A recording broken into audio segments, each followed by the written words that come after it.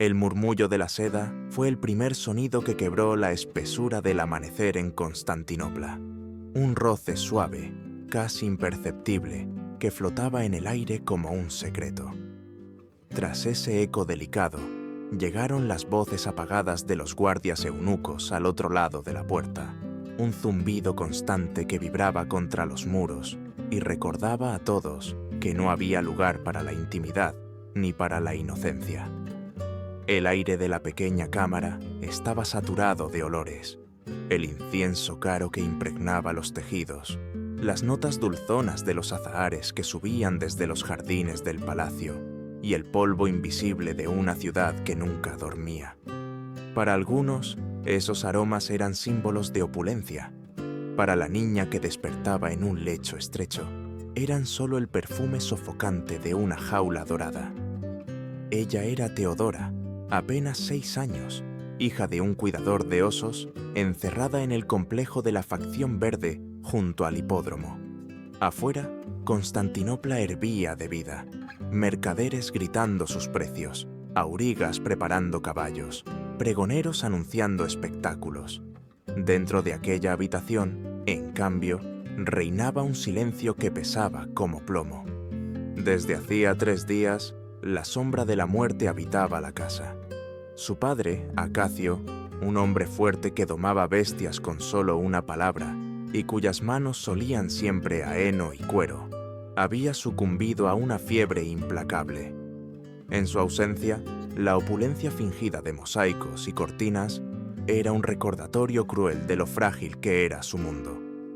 El miedo se había asentado en el estómago de la niña con la misma solidez de una piedra. Sabía, aunque nadie se lo hubiera dicho, que con la desaparición de su padre también se extinguía la protección de la facción. Lo que ayer parecía un techo seguro, hoy era un préstamo a punto de cobrarse con brutalidad. En la habitación contigua, los sollozos de su madre se mezclaban con el ruido distante de cubos y cadenas, de fieras despertando para otro día de espectáculo. La vida continuaba, indiferente al pequeño cataclismo que devastaba a su familia. Las 2 hermanas mayores de Teodora dormían aún, encogidas en busca de calor. Ella, en cambio, permanecía inmóvil, con los ojos abiertos, escuchando. La escuchaba a su madre llorar, escuchaba al mundo indiferente moverse más allá de los muros, y escuchaba también el eco de un futuro que ya se cerraba como un candado. Lo que aguardaba al otro lado de esa puerta no era piedad, sino desamparo. La seda que colgaba de las paredes no le pertenecía, tampoco las piedras pulidas del suelo, ni el resplandor de los jardines bajo la ventana. Todo aquello pertenecía a la facción verde, que ahora los veía como una carga inútil. Con la muerte de Acacio, la deuda estaba vencida, y la moneda con la que se pagaría serían ellas, la viuda desesperada y 3 niñas demasiado pequeñas para defenderse. La niña apretó entre los dedos la manta raída que cubría sus hombros. No era solo el frío lo que la hacía temblar, sino la certeza de que el amanecer traería decisiones imposibles. Si permanecían en el complejo, serían despreciadas, reducidas a sombras. Si eran expulsadas, caerían a las calles de Constantinopla, donde la multitud rugía con la misma fiereza que los leones del circo. En cualquier caso, la infancia de Teodora estaba muriendo en ese mismo instante, ahogada por el peso de un destino que aún no podía comprender del todo, pero que ya sentía inevitable. El hipódromo rugía a lo lejos, un eco profundo que parecía mecer la ciudad entera. Para los poderosos, era el corazón del imperio. Para una niña de 6 años, era una divinidad cruel que pedía sacrificios constantes. Y en ese amanecer sofocante, marcado por incienso, lágrimas y silencio, comenzaba la historia de quien sería recordada como la emperatriz más poderosa y más temida que Bizancio jamás conoció. Una historia nacida no de privilegios, sino de cadenas invisibles y del oscuro arte de sobrevivir allí donde la misericordia era inexistente. 3 días de silencio roto solo por el llanto culminaron en una mañana de angustia desesperada. La madre de Teodora, con las manos temblorosas, extendía sobre la cama las túnicas más dignas que conservaban, aquellas que antaño habían lucido los colores vivos de la facción verde, pero que ahora estaban gastadas, con costuras al borde de romperse y telas tan descoloridas como su esperanza. Cada puntada era un recuerdo de una prosperidad prestada, cada parche el recordatorio de una vida sostenida por hilos frágiles. Vestir a las niñas con esas ropas era como preparar un sacrificio, el intento de convencer a los dioses caprichosos de que aún merecían clemencia. La habitación olía a flores marchitas y a miedo. La madre abrochaba con torpeza los botones del cuello de Teodora, sus dedos helados por el terror. La niña permanecía inmóvil, sintiendo la brisa desesperada en ese contacto, como si cada gesto fuera una despedida. Sus hermanas también eran engalanadas, los rostros pálidos y confusos, sin comprender del todo el drama que se cernía sobre ellas. Ninguna palabra fue pronunciada, solo un suspiro quebrado escapó de los labios de la madre antes de reunirlas como si fueran corderos frágiles llevados al altar. El camino por los pasillos del complejo fue largo y silencioso. El rugido habitual del hipódromo, los bramidos de los animales y los gritos de los aurigas parecían lejanos, amortiguados por la solemnidad de lo que estaba a punto de ocurrir. La familia fue conducida hasta un salón fastuoso, donde reposaban los líderes de la facción verde, reclinados sobre cojines, adornados con anillos y sedas. La luz entraba a raudales por las altas ventanas, iluminando partículas de polvo que flotaban como motas doradas. Pero aquel resplandor no lograba suavizar la oscuridad que reinaba en los corazones de los hombres. Con la voz rota, la madre se adelantó. Las palabras brotaron atropelladas, mezclando súplica y humillación.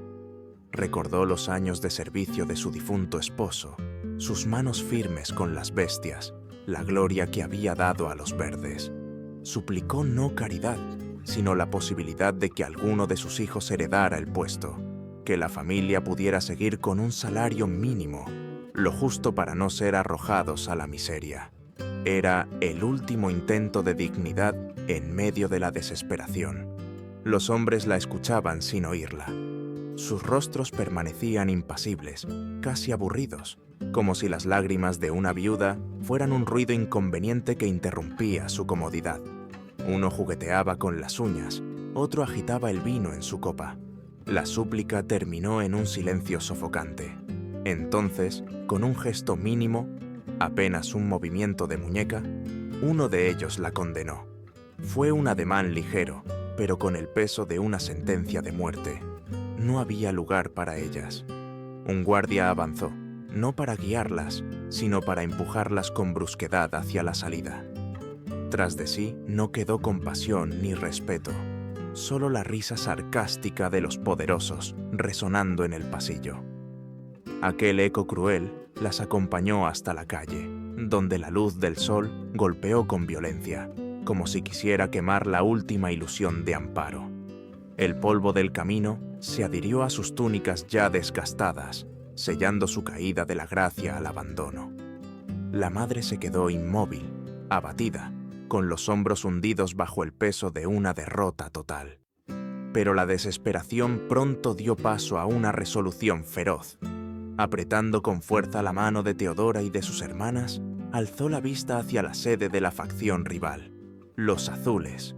Si los verdes les habían negado todo, quizás sus enemigos encontrarían utilidad en esa miseria. La marcha hacia la nueva esperanza fue un vía crucis entre la multitud hostil de Constantinopla. Empujones, miradas de desprecio, insultos velados. La ciudad, que parecía un mosaico resplandeciente visto desde lejos, revelaba de cerca su rostro más despiadado. Los guardias azules los recibieron con frialdad, pero no con indiferencia.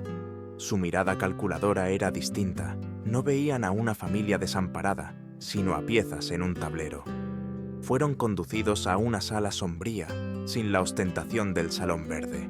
Allí, un solo hombre aguardaba. Era el líder de la facción azul, rodeado de rollos y cuentas, con los dedos cargados de anillos que brillaban bajo la luz de las lámparas. Sus ojos, grises y gélidos, recorrieron a la madre y a las hijas, hasta detenerse en la pequeña Teodora. No hubo palabras de compasión, solo una evaluación lenta y despiadada, como un mercader que sopesa la calidad de una mercancía. Finalmente, el hombre asintió. Les otorgaría techo, pan y protección, pero el precio no estaba escrito en monedas. El precio era la lealtad eterna, una deuda que nunca podría saldarse. Para la madre, fue un alivio tan intenso que la hizo sollozar de gratitud. Para Teodora, fue la certeza de que una nueva jaula acababa de cerrarse sobre su vida. En aquel instante, la niña comprendió algo que marcaría su destino. En Bizancio, la supervivencia siempre se compraba con cadenas invisibles. El líder de los azules había cumplido su palabra. Techo, pan y un lugar donde no morirían de hambre. Pero aquella seguridad tenía un precio escrito en el sudor y en la sumisión. El destino de Teodora y de sus hermanas no fue el estudio de letras ni la instrucción de escribas, sino el polvo áspero del patio de entrenamiento detrás del complejo de la facción.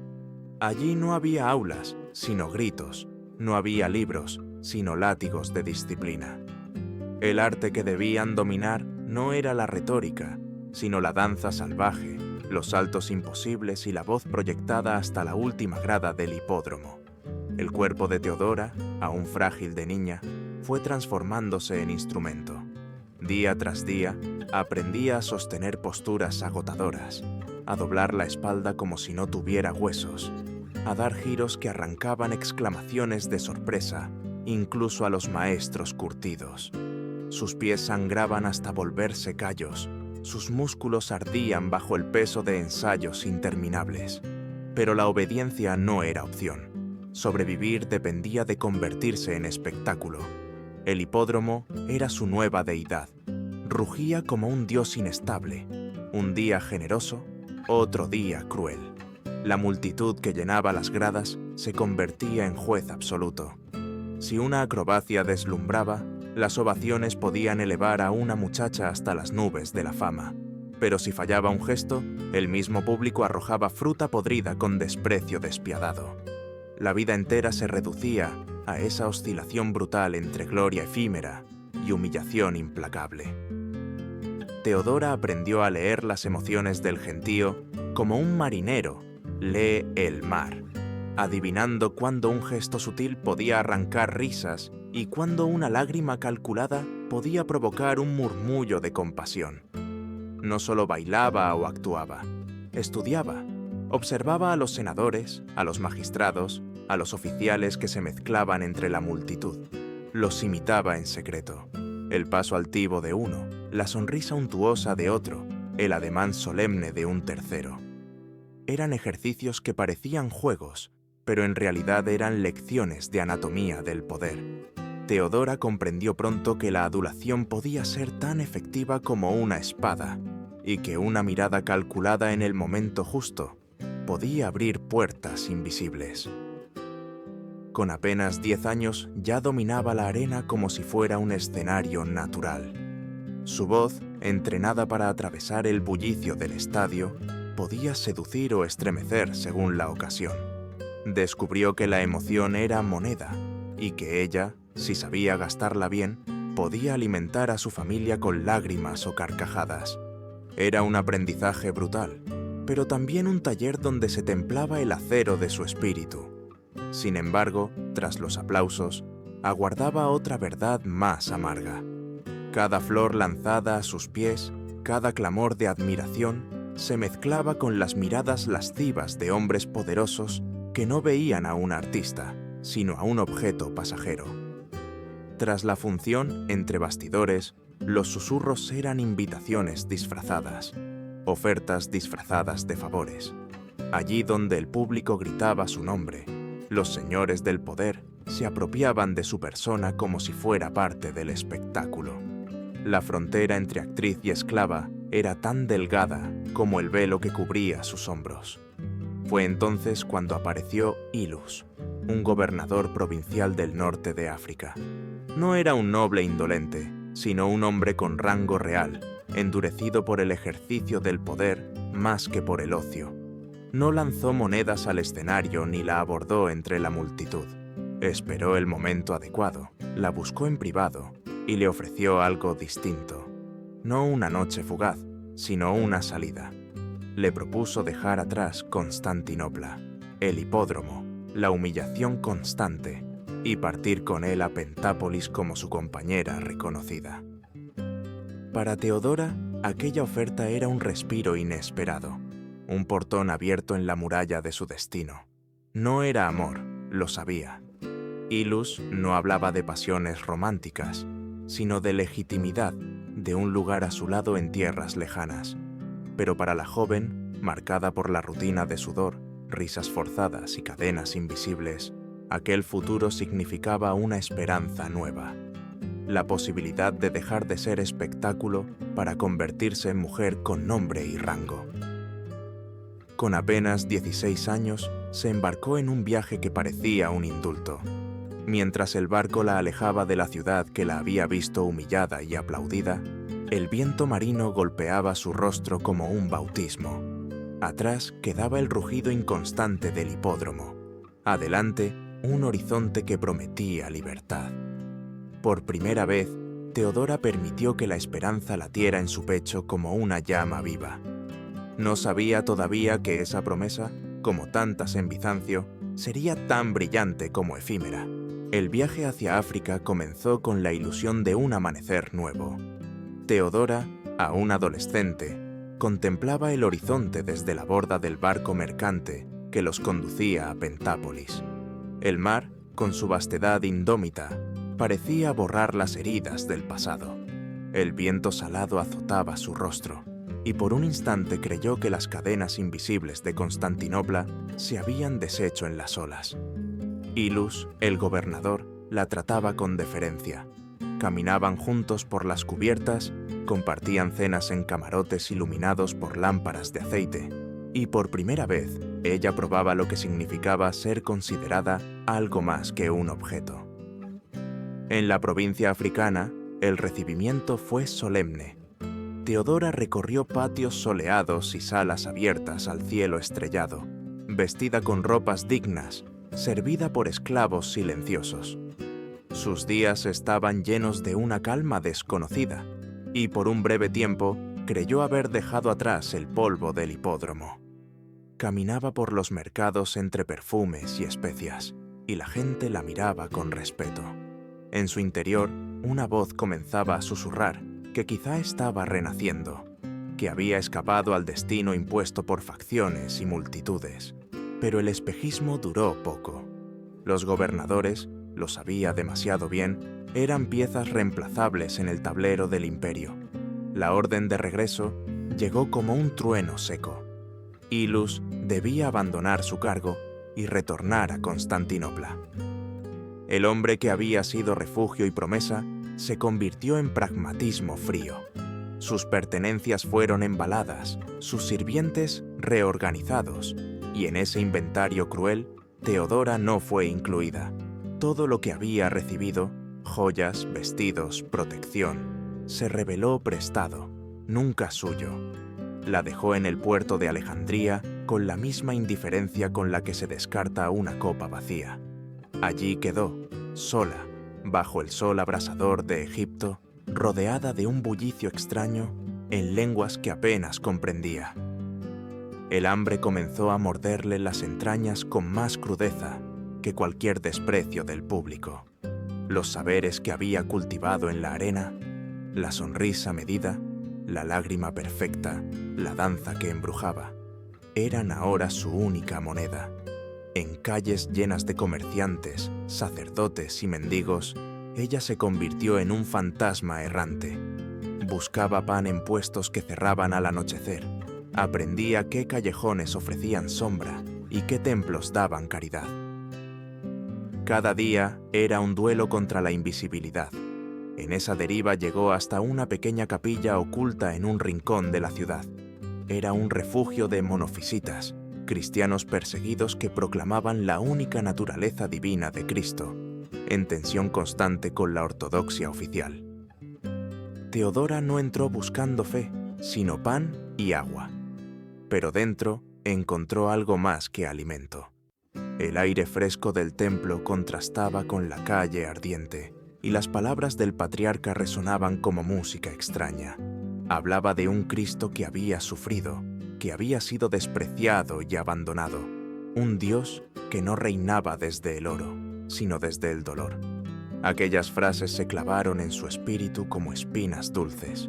No hablaban de una misericordia distante, sino de un dolor compartido. Teodora, que había conocido el abandono en Constantinopla, la humillación en Pentápolis y el hambre en Alejandría, escuchó por primera vez un discurso que daba sentido a su desgracia. Allí no era una actriz desechada, ni una concubina abandonada. Era un alma que podía ser comprendida y redimida. La conversión no fue suave ni poética, sino ardiente y calculada. No abandonó su inteligencia ni su astucia. Al contrario, las redirigió. Ofreció sus servicios como escriba, como mensajera, como oído discreto. El teatro que había aprendido en el hipódromo se transformó en máscara de penitente, y la Valana se arrodillaba en silencio y detrás de esa fachada aprendía los secretos del poder religioso. Descubrió que los concilios movían emperadores, que las herejías podían cambiar la política tanto como las guerras, que la Iglesia era un segundo imperio, hecho de susurros y decretos. En el fuego de la fe, su ambición se templó de nuevo. Si antes la había guiado la supervivencia, ahora la guiaba una visión más profunda. Conseguir un poder que nadie pudiera arrebatarle en un muelle ni en una sala de espectáculos. El hambre de Alejandría se convirtió en hambre de influencia, y en ese desierto halló la semilla de la mujer que regresaría a Constantinopla no como víctima, sino como estratega. Cuando finalmente embarcó de regreso, ya no era la muchacha ingenua que había partido con ilusiones.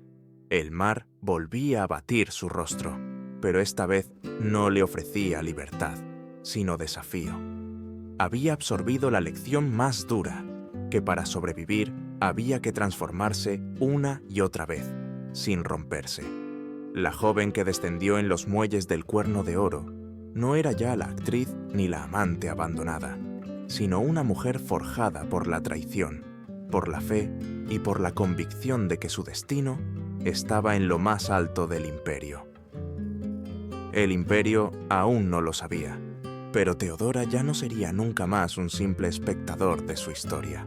El regreso a Constantinopla no fue el de una hija pródiga, ni el de una artista que buscaba aplausos. Teodora volvió como una mujer transformada por el hambre y la humillación, revestida de una nueva armadura, la humildad calculada.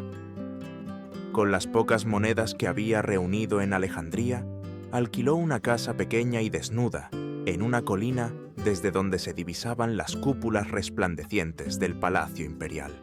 No buscaba lujo, buscaba posición. Cada detalle estaba pensado. La austeridad, la lana que hilaba cada mañana, la imagen de penitencia. La actriz había muerto y en su lugar se erigía la figura de una mujer virtuosa, piadosa y trabajadora. Pero bajo esa máscara latía un corazón que esperaba su oportunidad. Sentada junto a la ventana, pasaba horas con el huso en la mano, hilando y observando. Veía a los senadores entrar y salir, memorizaba los turnos de la guardia, aprendía quién se reunía con quién. El zumbido constante de la rueca era el metrónomo de su paciencia. No era ya la marioneta de las facciones, sino la araña en el borde de una telaraña que tejía en silencio. Sabía que tarde o temprano alguien importante la vería. Ese alguien fue Justiniano, sobrino del emperador Justino y heredero tácito del trono. Un hombre rígido, más inclinado a las leyes que a los placeres, con fama de severo y de obsesionado con el orden. Su paso por las calles provocaba silencio, su sola presencia infundía respeto. Aquel día, mientras la procesión pasaba frente a la humilde vivienda, Teodora no corrió a mirar ni bajó los ojos como hacían otros. Simplemente levantó la cabeza con serenidad y lo miró directamente, sin servilismo ni desafío, con una calma que lo desconcertó. Ese cruce de miradas fue la chispa. Justiniano no estaba acostumbrado a ser visto de esa manera, sin miedo, sin cálculo servil, sino con una inteligencia que evaluaba, que medía. Se detuvo. El cortejo detrás de él vaciló, sorprendido, y en ese instante, Teodora habló. No fue una súplica ni un cumplido, sino un comentario sobre una ley reciente. Con voz firme y clara, cuestionó las consecuencias prácticas de aquel edicto. Sus palabras no eran de erudita de biblioteca, sino de alguien que entendía cómo las leyes afectaban a los más pobres, a las mujeres, a los invisibles. El sobrino del emperador escuchó, al principio con desconcierto y luego con fascinación. Nunca una mujer, y mucho menos una que se presentaba como hilandera, se había atrevido a debatirle un punto legal. Ella no recitaba citas, planteaba argumentos, y lo hacía con una lógica impecable. Justiniano, que había pasado su vida sumergido en los códigos romanos, descubrió de pronto un reflejo inesperado de su propia mente en aquella mujer. Ese día comenzó una obsesión. Justiniano visitaba con frecuencia aquella calle, siempre bajo pretextos formales.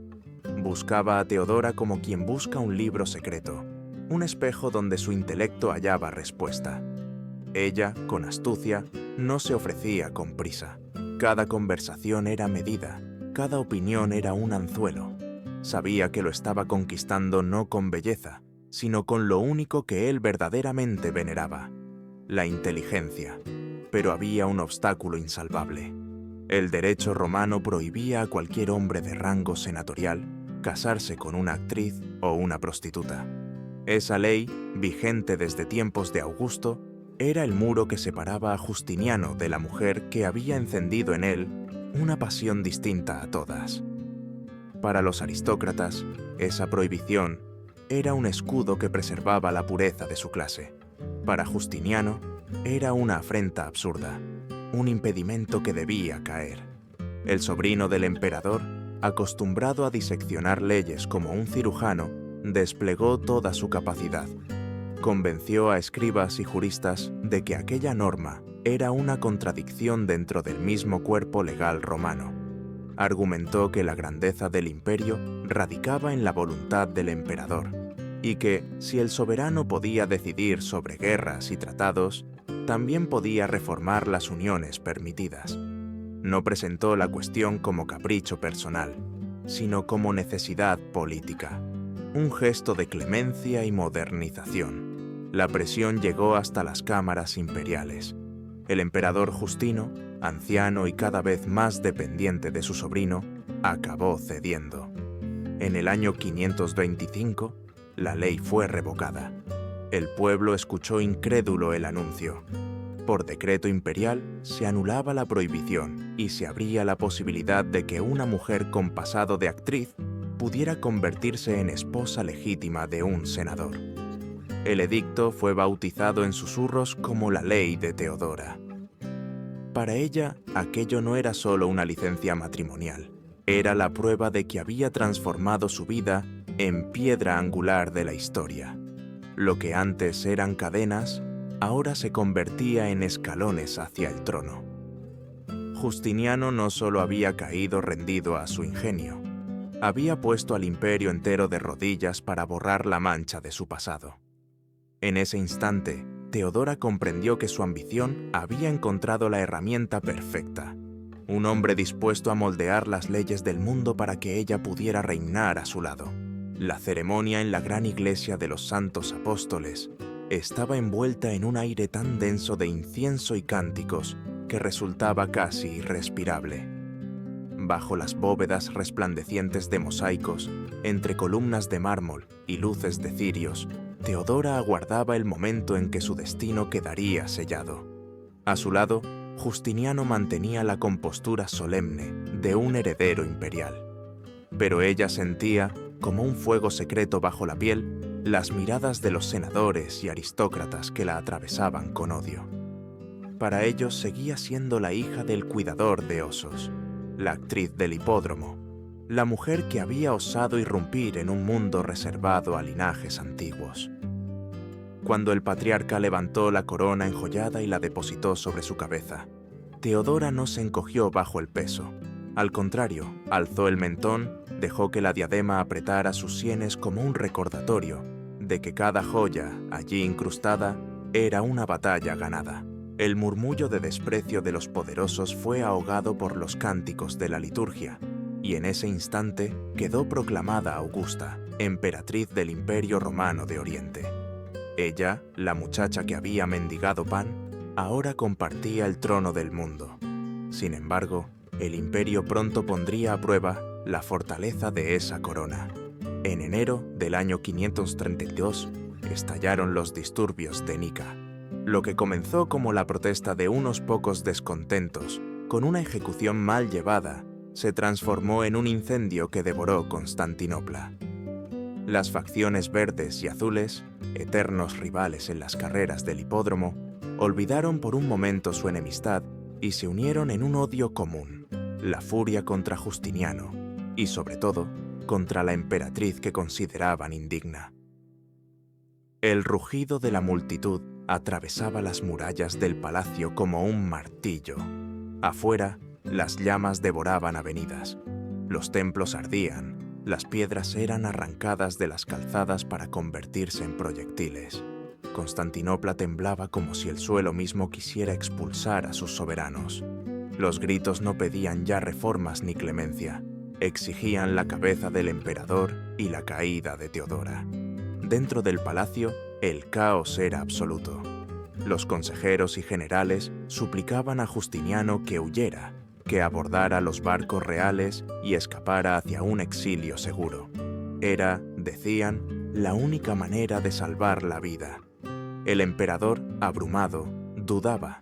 Sus hombros parecían encorvarse bajo el peso de la responsabilidad. Sus labios temblaban con el miedo de perder todo lo que había construido. En su mirada había un atisbo de derrota. Fue entonces cuando Teodora se levantó.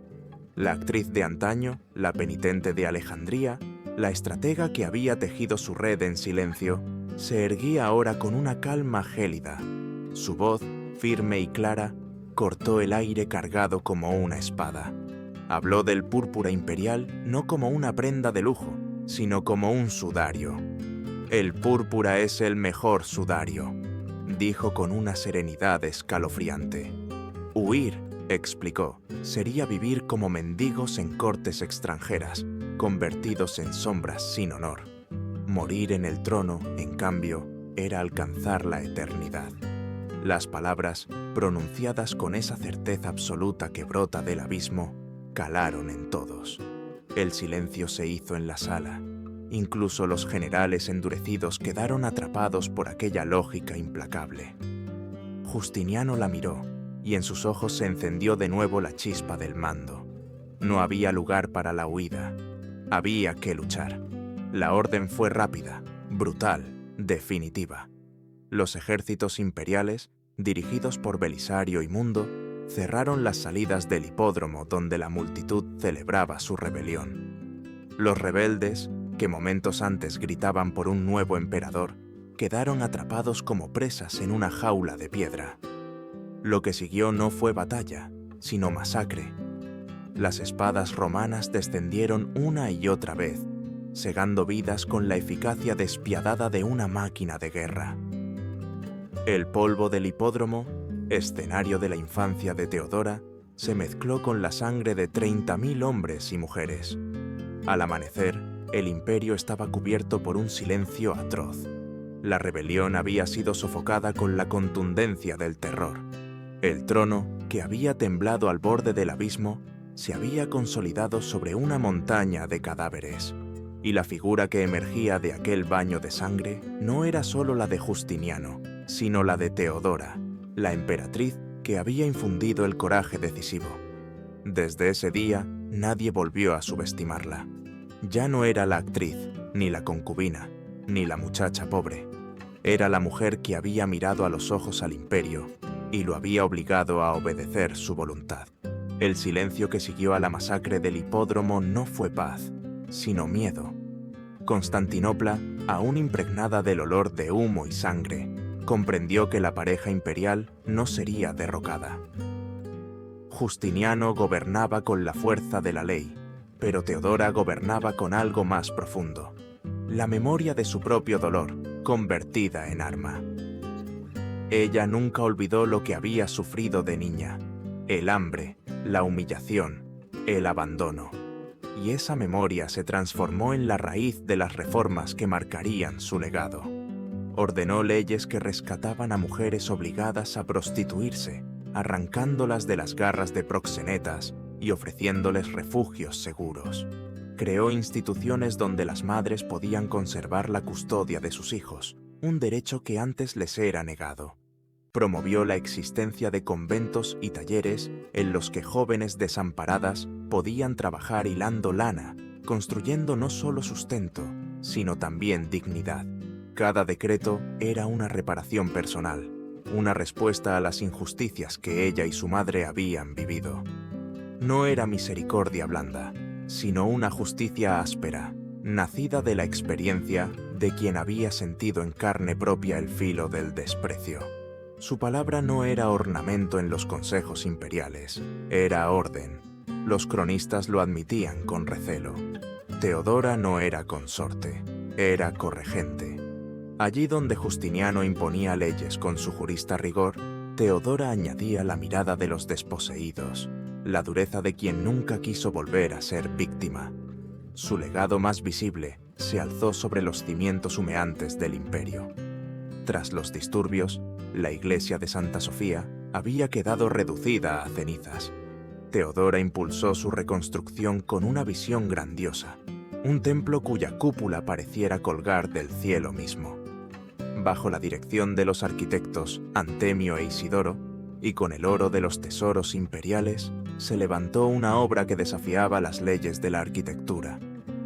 Cuando la nueva Hagia Sofía abrió sus puertas, su cúpula dorada brillaba como un sol sobre la ciudad, reflejando la gloria de Bizancio y el poder indiscutible de su emperatriz.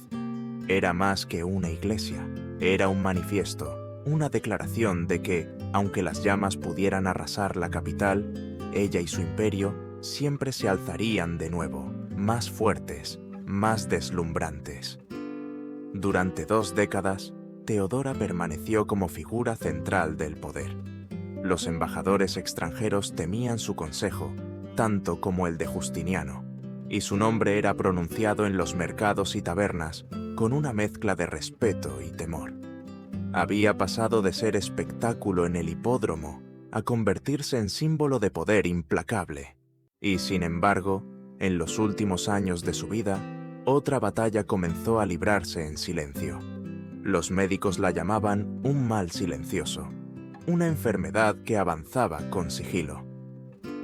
Hoy sabemos que era un cáncer, un enemigo invisible que consumía su cuerpo desde dentro. El dolor se convirtió en su compañero constante, una tortura íntima que minaba sus fuerzas mientras ella mantenía el rostro sereno frente a la corte. No permitió que el imperio la viera debilitada. Así como había soportado las cadenas de la infancia y la humillación del abandono, soportó también la enfermedad con la misma férrea voluntad. En el año 548, Teodora murió en sus aposentos imperiales. Tenía apenas 48 años. Justiniano, que la había amado con una devoción que desafió leyes y costumbres, quedó destrozado. Ordenó enterrarla en la iglesia de los Santos Apóstoles, vestida con el púrpura que había defendido con tanto orgullo. No fue recordada como concubina, ni como actriz, ni como extranjera indigna. Fue sepultada como Augusta, emperatriz legítima y todopoderosa del imperio. Su figura quedó grabada para siempre en mosaicos y crónicas. En Rávena, aún hoy, el brillo de los azulejos muestra a una Teodora majestuosa, con mirada fija, como si aún vigilara desde la eternidad. Su historia sigue siendo incómoda, una mujer que nació en la pobreza, que sufrió los abusos de una sociedad despiadada, que fue tratada como objeto y desecho, y que, en lugar de quebrarse, convirtió esas heridas en la corona más resplandeciente del mundo romano. Porque al final, lo más temible no fueron las prácticas degradantes que intentaron destruirla.